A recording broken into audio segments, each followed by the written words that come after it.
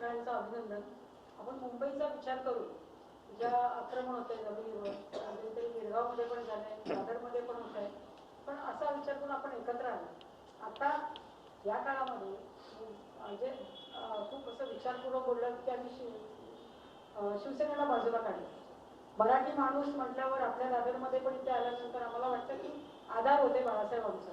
तर आता हा विचार करून आपापसात भांडण्यापेक्षा समजा जे नगरसेवक गेले ते जर परत आले तर मग शिवसेनेला महापौर होऊ शकतो असा विचार केला जाईल. तुमच्या संपर्कात असतील तर घेऊन या.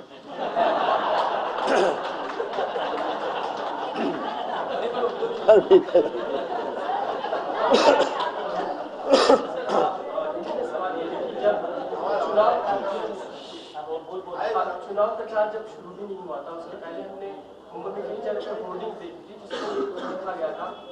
जब चुनाव प्रचार शुरू हुआ था ठीक उसके पहले मुंबई में कई जगह पर होर्डिंग लगी थी, अब नहीं तो कभी नहीं, यही वक्त है मुंबई को बचाने का, मराठी मानस को साथ आने का।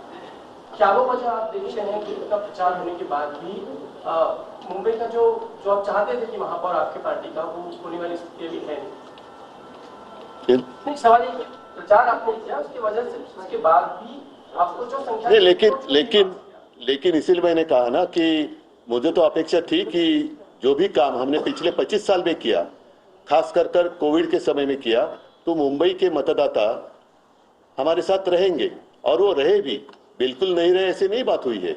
और खास कर मराठी इलाका जो है वहाँ के सारे मराठी जो जनता है वो हमारे साथ है ही, और साथ ही साथ कोई नॉन महाराष्ट्रियन भी है, अन्य धार्मिक भी है, वो भी हमारे साथ है।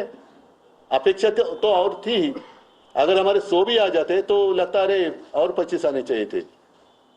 तो ये तो हमेशा रहेगी और रहनी चाहिए, इसलिए तो काम करना पड़ता है। लेकिन एक बात और चली, उत्तर भारतीयों खासकर जो कहा गया अगर बटोगे तो भी पिटोगे और नहीं बटोगे तो भी पिटोगे, इसका नुकसान हुआ कहीं ना कहीं लोगों के मन में।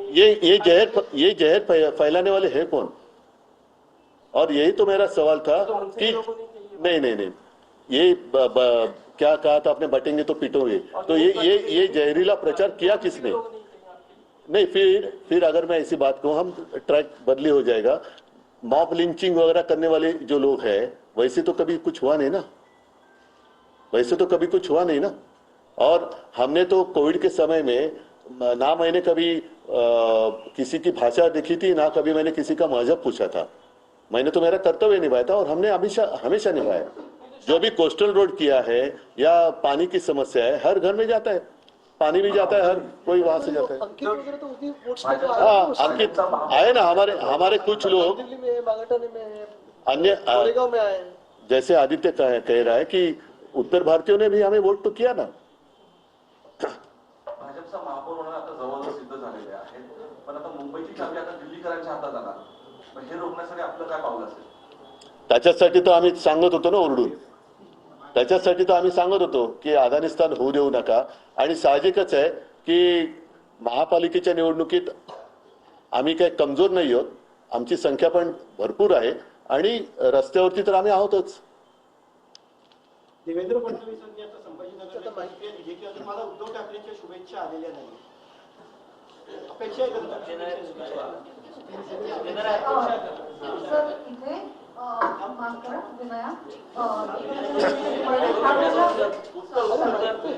काय देवेंद्र फडणवीसांनी म्हटल्यावर अजून उद्धव ठाकरेंच्या शुभेच्छा देणारात का फोन करून शुभेच्छा द्यायला मला मी तेवढा काही खतरूड नाहीये, पण साहजिकच आहे एवढे सगळे त्यांनी कर्मकांड केल्यानंतर आम्ही जी त्याला टक्कर दिले त्याचेही कौतुक त्यांनी केलं पाहिजे।